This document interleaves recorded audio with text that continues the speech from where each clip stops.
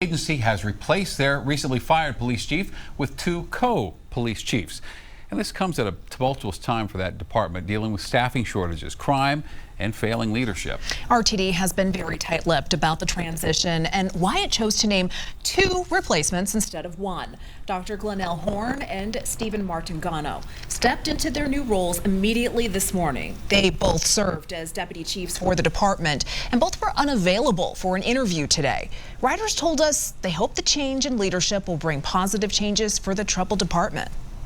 The RTD is called the rough, tough, and dangerous because it's not always safe out here. I try not to ride buses too much, you know what I'm saying, because I've had some bad experiences on them.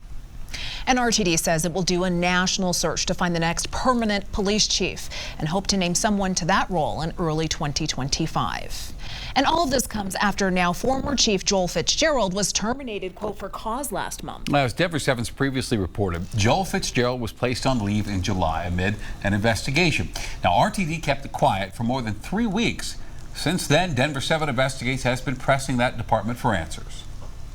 Deputy Chief, can you help us understand why RTD has not informed the public? Chief Fitzgerald has been on leave and under investigation since July 1st. Doesn't the public have a right to know that? Tony, we're not taking any questions about Chief Fitzgerald. Why not? Any other questions about the library? So you're going to avoid the question? So this program has been 4 years in the making. Again, doesn't the public have a right to know, sir? Now, we know that Fitzgerald was no longer an employee with the department as of September 20th. And while on leave, Fitzgerald told Denver 7 Investigates he couldn't say anything about what was going on, but he said there would be a day when he could talk. Now, so far, that hasn't happened. And it was just last week, Denver 7 pressed RTD's general manager and CEO for answers about Fitzgerald. Our Brandon Richards spoke to Deborah Johnston at the Capitol and asked about the chief situation, and here's what happened.